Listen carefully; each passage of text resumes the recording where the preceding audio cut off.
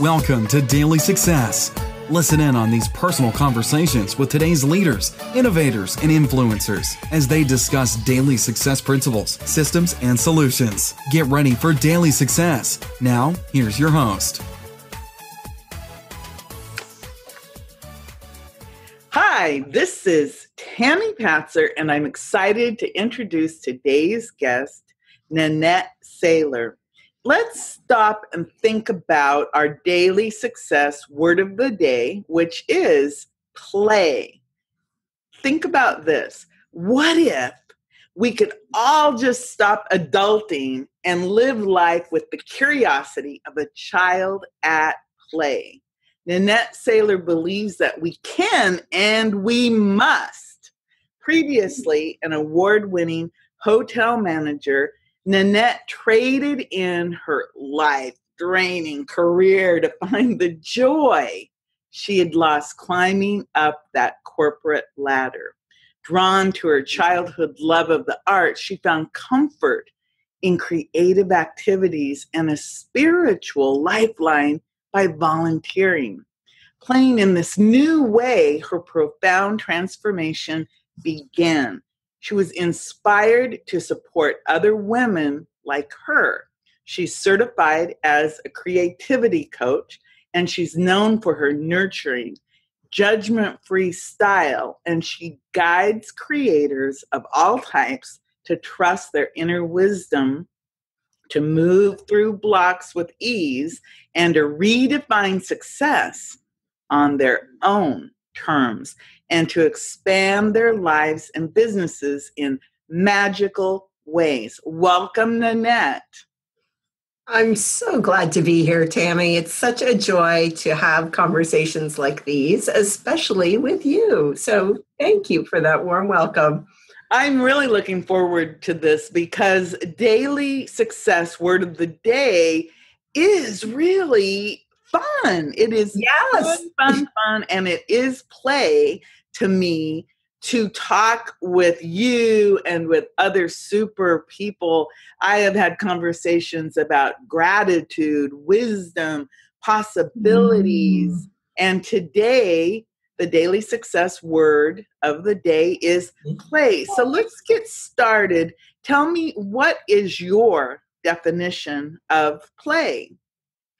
Play to me is any activity that we engage in without an intention or purpose. And that's really, really important because when we're adulting, we try to attach intention and purpose to everything. And play is not play if we're doing it for some reward or for some goal. Play by its nature is simply being engaged in the activity. We choose it from our own free will. That's the other key. And we direct it. So we don't have an instruction manual we're following. We don't have friends telling us what the rules are. Play is all about us engaging in activities, me, myself, and I, that I want to do, that I decide how it's going to be, and that I make the rules. So play is kind of freeing. Yes, absolutely. When we are purely playing, when we are in true play, it's pure joy, and it is absolute freedom. You know, the idea is that we are going to try something that we've never tried before. We're going to go someplace we've never gone before. Play is all about experimentation, and experimentation is all about following our curiosity, allowing that to be the thing that leads us without worrying about any preconceived notions of what this is all about or how it's supposed to look, any of that stuff. So yeah, when you begin to practice what I call pure play, you are absolutely in a state of freedom. Pure play. Wow, that sounds like fun. Because I know, to be truthful, I know I don't play enough because my days are pretty full with different things. And I was just thinking about that the other day. A friend invited me to go on a trip to Greece. Ooh. And I was like, oh my goodness, I could go to Greece without any reason other than to go. Yay! And have fun. Yes. Would that be with no speaking engagements, no business, just to go to see a place I've never been. That's the idea, and you're absolutely right. In our world as adults, particularly as professionals, entrepreneurs, our schedules are packed with things that always have some reason for being, right? We go to this place because there's a meeting there. We go to that place because, and we might attach a city tour or something and tell ourselves that that's play. But it's really not. We didn't go there with this sense of abandon. We went there for a purpose and an intention. We tied some activity in on the side that's, not exactly work related, but we didn't give ourselves permission to just go there randomly.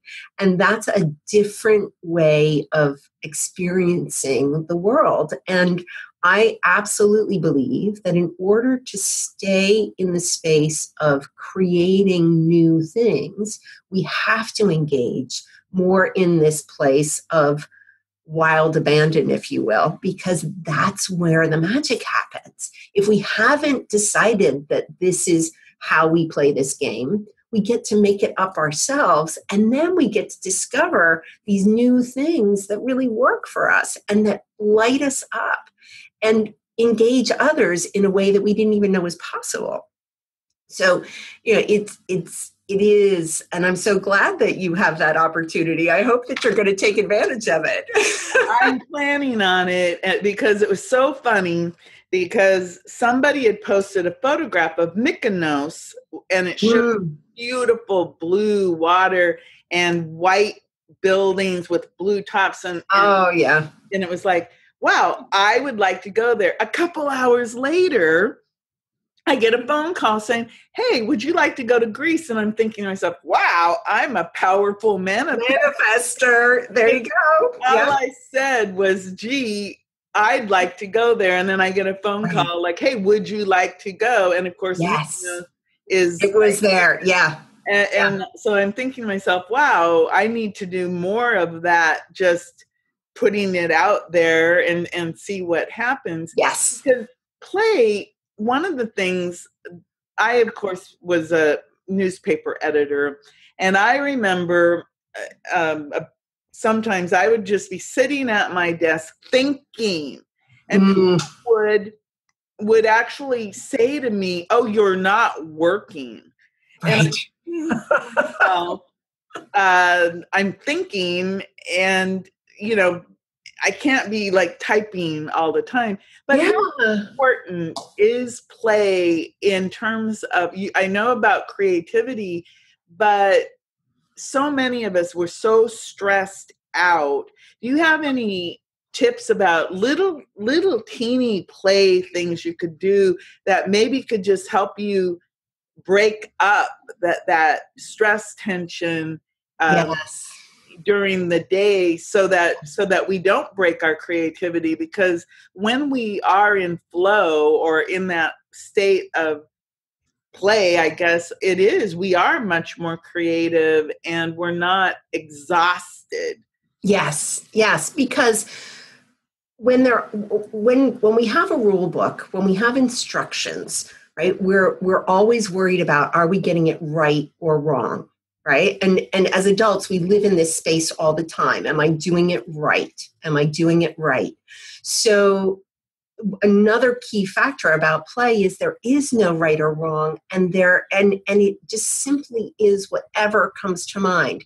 So one of my favorite things to do that many of us have access to, somebody in your world probably has a set of Legos. And if you've been paying attention lately to the creativity conversation, Legos actually now has a corporate training program. They're training people to go out in the world and be Legos trainers. And they're using Legos in groups to help facilitate new ways of thinking. And the idea is, and if you don't have Legos, Lincoln Logs or blocks, or I even do it with, I'm a huge fan of recycling. So just dump your recycling bin on the floor and see if you can build utopia out of the things in your recycling bin. It sounds absolutely ridiculous. And most people, I'm sure, who are listening are going, oh my God, the stuff would dribble out. I'd have to mop the floor. And what if somebody came and saw me and, ooh, I don't want to touch that. It's the trash. Who cares? Right? It just, who cares? The idea is just do something where you don't have an intended result. So, and what I find is when I facilitate groups, this is really, really difficult for most adults. They find it paralyzing not to have instructions. So the first step is, and we'll use the Legos example, to just dump them out, look at them, and don't get out the directions, and just start putting the pieces together, a red one with a green one, a flat one with a tall one, and don't even, as your mind starts to take you to the, oh, that looks like a castle, or gee, this could be a car, just allow yourself to even suspend that thought for a minute and just play with the pieces. And the beauty of this is, after a couple of minutes, maybe 10 minutes, 15 minutes, you just pick it all up and you put it back in the bin. The other thing that's usually really difficult for most adults is accepting that, so it didn't turn out to look like anything. I didn't make the most beautiful, quote unquote, castle in the world. I just played with the blocks and 15 minutes went by and now I'm putting them back in the bin and I'm going to go about my business. That is successful play. That is play. And there doesn't have to be any other intention to it. So blocks, Legos, you could even do this if you have a deck of cards. You want to play with trying to build a little deck of cards, house, or move them around on the day. I was thinking food. Oh yeah, food works too. Would it be if you had carrots and radishes? Oh yeah. Slice up things and then you can play with your food and then eat it. Yes. Yeah. Oh yeah. It's a great way. In fact, a lot of parents get their children to eat their vegetables by turning them into fancy faces and things on plates. Why not? Right? It's fun. It invites us to be in a different state of mind. We're not worried about how does this look? What is it doing? Does it have a purpose? None of that, right? Yeah. So food, you could go into your spice cabinet. It dawned on me, you said food. And I said, oh, if I opened up my cabinets and I took out all my spices and I started rearranging them on the counter, what might happen? Right? Kind of interesting. Instead of being in this space of, oh, well, the little ones have to be in the front and the big ones have to be in the back and the round ones go over here and the square ones go over there. What if it didn't matter if they were just all over the place? What kind of interesting pattern might you see? Right? Some people that would freak them out, but I'm just sitting here thinking about all the fun that I could have doing all kinds of different things. And it reminds me of my mother, who used to sit me down and just like give me whatever magazines or scissors or crayons and paper, and I would just create. Yes. And I remember one of my favorite things to give my mother for Mother's Day was I would take white pillowcases and I would draw on them and color them. Yes. And I would give that as a gift. And I was always, as a child, being very imaginative and not playing by any rules. Yeah. And I think that is really important, because so important. If we could just not adult yes all the time, and I'm thinking to myself, when have I really been the most creative? And a lot of times, you were talking about earlier before we turned the recorder on, you have betta fish. Yes. And I was thinking about how animals and fish and plants, even gardening. Right now, my son and I are working on a flower garden in our yard. And it is amazing how just the act of planting things, Yes. watching them every day. Like we had a flower that it was like a bundle of sticks. Well, gave it some fertilizer, gave it a little water, and overnight leaves popped out, and now it's blooming flowers. And we're both like in awe that it's kind of like birth. We did because we paid attention to this, but it was all in play. I mean, it was in oh, isn't that beautiful? You get your hands dirty, you smell the earth, and my son is really big on right now. He's trying to grow grass. Oh, okay. And this is a form of play, because if you've ever tried to grow grass, it's kind of funny because it takes about 2 weeks before it sprouts. And then he's actually discovered if he rakes it, the grass will grow better. Yes, I learned that too when I grew grass once in my life. Yes. Very interesting how it's the play of this is so rewarding, and it helps you in everyday life, because like you said, I think we forget about playing, and that everything we do doesn't have to have that outcome of creating something that is useful or something. Right. It does help us just to, I guess, relax and function. And how cool is it if we could use that childlike curiosity and imagination? How does that, you work with a lot of women and men, but I know you work a lot more with women, and getting them to open up and to use that intuition and inner wisdom through play. How does that work? How do you work with people? It's a great question. Thank you for asking. One of the things that I'm a huge fan of Julia Cameron's work and The Artist Way. And one of the most common ways that I get people started is to encourage them to do something similar to Julia's, what she called the artist date. And the artist date is a date with yourself. You go, because remember I said play is free will and not directed by anybody other than you. So, and we know as humans, if we go into activities with others, we end up kind of wanting to follow them or letting them lead, or, there's a whole dynamic that's different. So an artist date is a date with yourself. You go alone. It doesn't have to be an quote unquote artistic activity like a painting class or a music lesson. Any activity that engages your senses, and that the intention is to refill the well, if you will, because we're always putting out. We're constantly moving and creating and doing, right? So we need to get new energy back in. We need to get new ideas back in. We need to see new things. And the beginning of flexing that imagination muscle, flexing the intuitive muscle, is to step out on your own and begin to observe with new eyes. And so what I invite people to do is to take themselves on an artist date.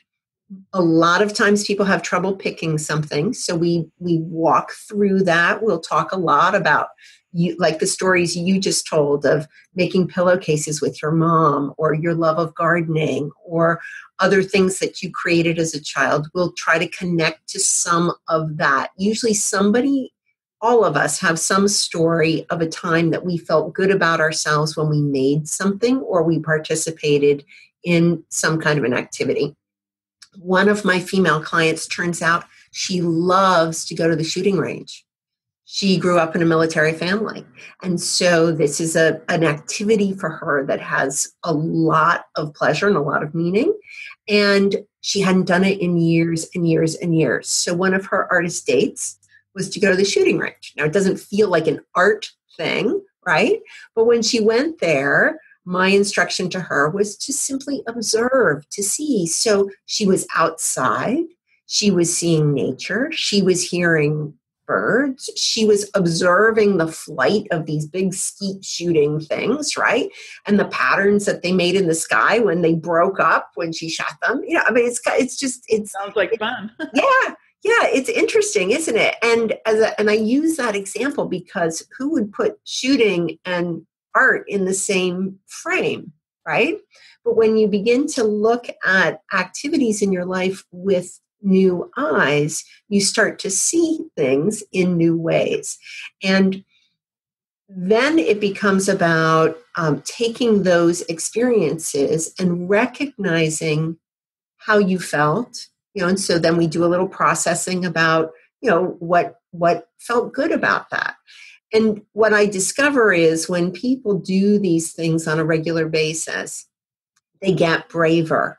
They start to take more risks. So the person who started out saying, you know what, I'm just going to go walk through the museum, after a couple of weeks of artist dates, might actually sign up for a painting class, right? So, and originally they were not confident enough to go to a painting class, but over time, they start to flex that muscle of, gee, okay, so I tried this new thing and it didn't blow up in my face. It was good. It was fun. I actually enjoyed it. And here's the other thing too, is it wasn't a waste of my time, right? That's the other, in our corporate world, our busy executive places, or family or whatever, we make up all kinds of reasons why taking an hour or two out of a week isn't possible. And it's a waste because we're not doing something that has purpose. Well, what begins to happen is as my clients go on these artist dates, they come back and they report in, suddenly things start showing up, like your story of the Greek opportunity. All of a sudden, things start loosening up in their world, right? New things start showing up, new opportunities. The person who hasn't been able to get a job for 6 months, all of a sudden has 3 interviews. Now, can we make a direct connection to this idea that the loosening up and letting go of the rules and allowing yourself to be in a place of enjoyment and to see with new eyes, did that make these job opportunities appear? It's a little bit of a stretch, but what I can say is that the person, without even being conscious of it, was scanning the classifieds in a new way, was applying with a different energy, right? Was all of the activities now are happening a little differently. Maybe the person is now more comfortable talking to others about what's going on in their world, and in the conversation comes up that, gee, I'm looking for a job. It just, all of those little pieces start to loosen up when we give ourselves permission to begin to see things differently, which is really what play is all about. It's all about experimentation and exploration. Then we do see things differently, and different things show up. So that really is the magic of it. And so how I serve is to help the individuals check in with themselves. It's kind of like the idea that when we're working in success coaching or business coaching and people come into groups or into sessions and say, oh, I didn't get anything done this week. I'm so mad at myself. And then the coach says, well, gee, can you tell me a little bit about what was going on? And they start listing the 17 things that they actually did get done, but they're not in a space to acknowledge it because they're so much in the headspace that says, well, I didn't get this thing done that I really said I was going to do. And so as a creativity coach, what I help people do is to see where they are experiencing things that are different than what they were experiencing before, and to notice those little subtle shifts. And I continue to give them that little gentle push to stretch a little further. Before you know it, the person who took a few weeks to go take a painting class, by the end of our time together has entered an art show. that's huge in terms of just feeling really rewarded in your life, right?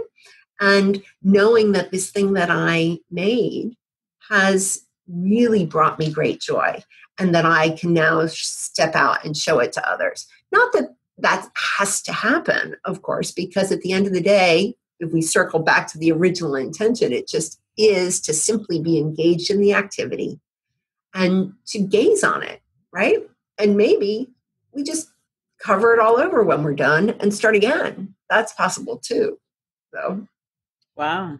Well, that is really, when you think about it, there are many, many people who just taking that one step of allowing themselves to go out on that little personal date with themselves. Yeah. That for me, I think would be a huge step, just to do something without having any reason to do it other than, hey, I would like to go do that. Right. And one of the first things I send people to do is go to your local farmer's market or your local flea market, stay there for at least an hour and stroll. Don't go with the intention of going right to your favorite basil dealer or, whatever, right? Stroll, observe, see what's there, notice the colors, notice the people, stop and have a coffee. Don't be in a rush. Right. And you can do this just going down the street in your neighborhood. How many of us don't notice when we walk down the block that our neighbor has planted a cool Zen garden on the side of their house? Right. Right. Because we're such in a hurry to get from point A to point B. So that's play too. For me, I live on the beach and I can go out to the beach. One of the things I love to do is go out to the beach and create just little collections of shells and seaweed and things that are just kind of popped up in places. And I leave them knowing that somebody else might stroll along and be entertained, and also fully knowing that the tide's going to come in and it's going to wash it away and it's all okay. Because it was just me there, touching the sand, touching the shells, enjoying it, feeling the sun, hearing the sound of the ocean, smelling the salt, engaging in all those ways.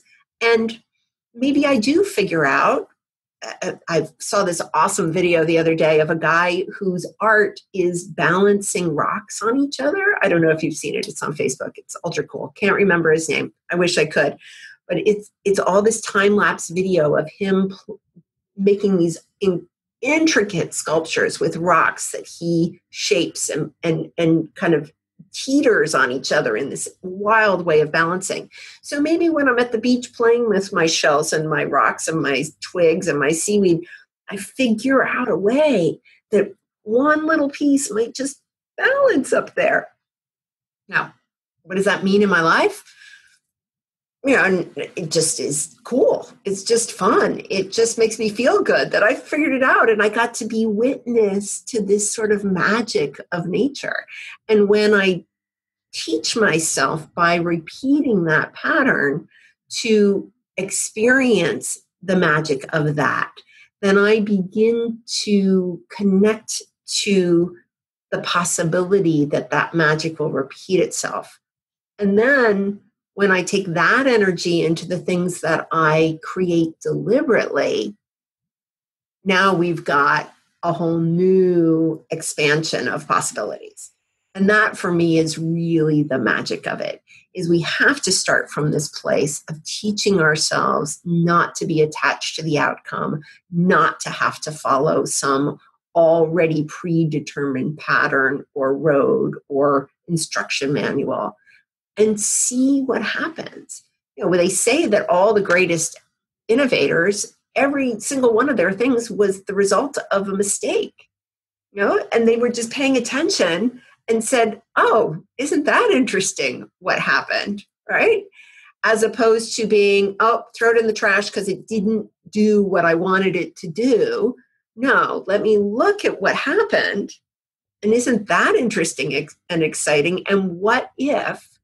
So one of the other parts of play that is so important, and it's a long way around to getting back to your curiosity and imagination thing, one of the keys for me, one of the ways that I support my clients is to encourage them to be in the space of asking the question, what if, on a regular basis. So what if I put green paint in my glue? What if I ended up with sparkles in my hair and I'm a 56-year-old woman going to a business meeting? What if, right? What if I didn't get out of bed until noon today? What if I decided to put on roller skates and see what might happen, right? And so if you can continue to play, I mean, we could sit here and play all day this what if game and come up with all kinds of really crazy things. And when we were all done, we would have a totally new outlook on life, and we'd be ready to roll to do some pretty powerful stuff. So that's really what's the magic of it, I think. I like that. What if? Because, I mean, there are some consequences. Like if I had stayed in bed today till noon, I would have missed this. Right. And then you can say, well, what if I missed this? Yeah. And then, right? And so what if I decided to just pick up and go to Greece? Okay. And then you just keep playing with it. And you get to see where, okay, so there are some reality checks that I'm not willing to trade off at the moment, right? Yeah. But what if I didn't have to adult today, right? Right. And I think that's the thing, that we need to set aside time to play.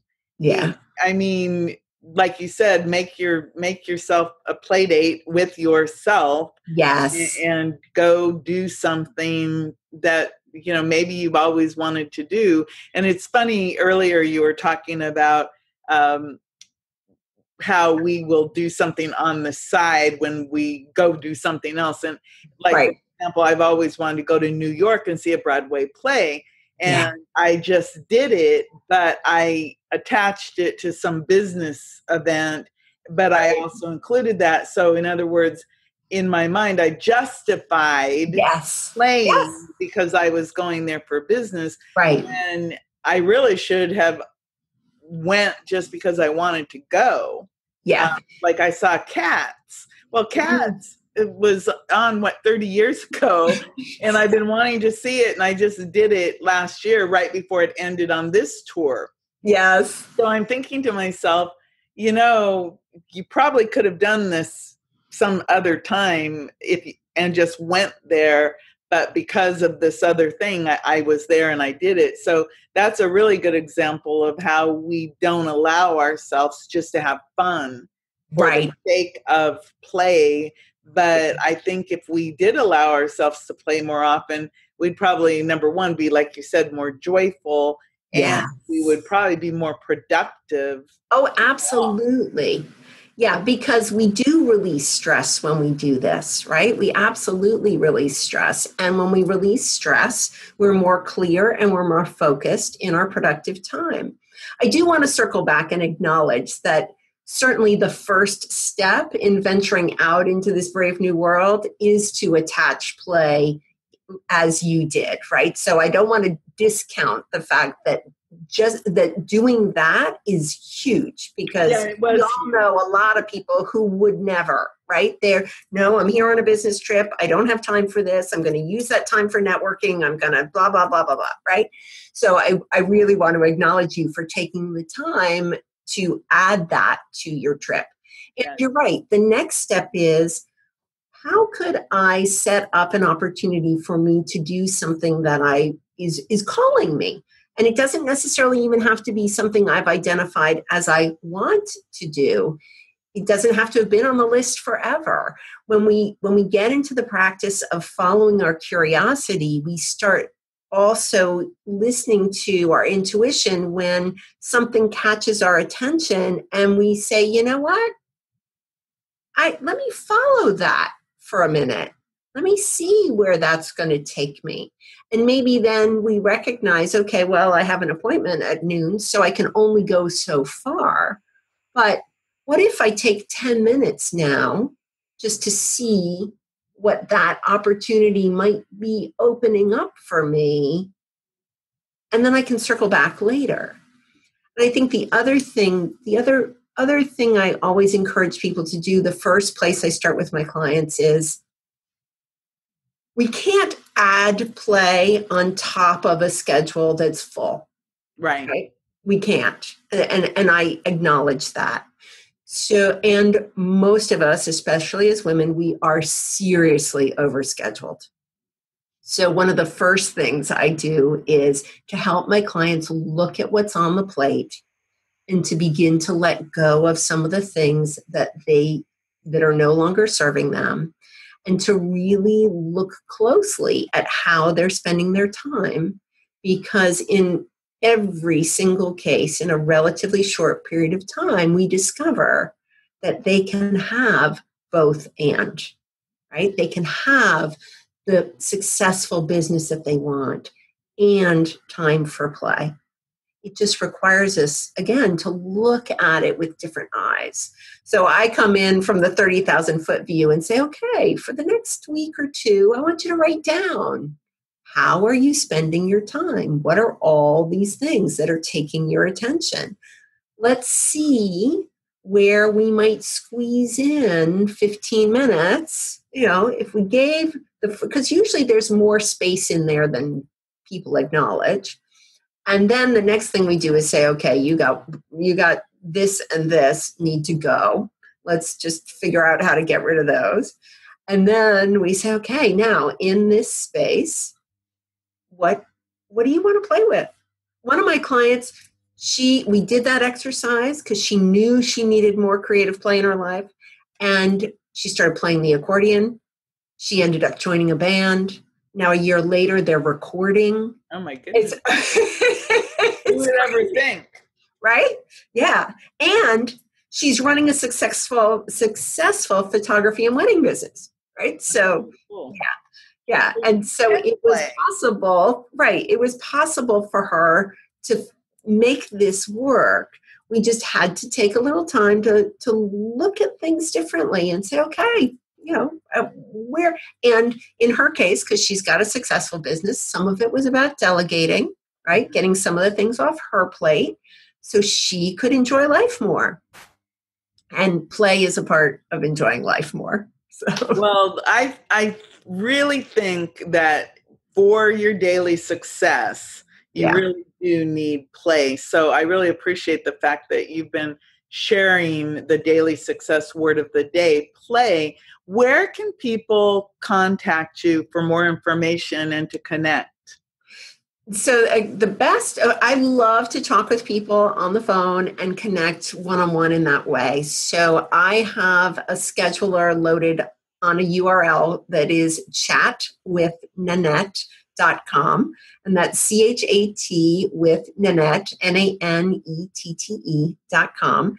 And anyone can go there, schedule what I call a virtual coffee, and we'll have an opportunity to say hello to each other and virtual coffee. Yeah, and just get to know each other.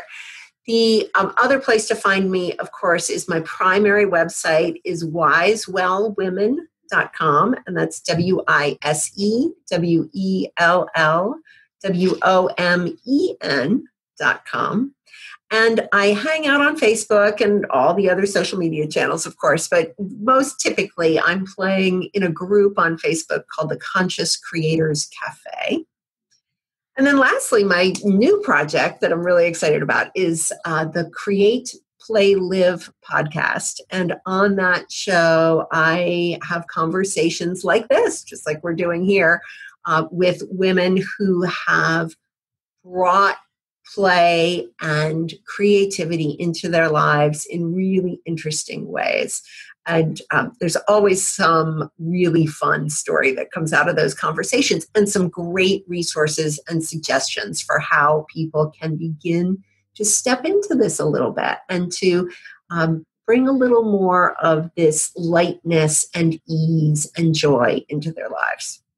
Super. Well, everyone, that is really great. And I'll also make sure that I include all of the links in the show notes Yes, thank you. I know it's a mouthful.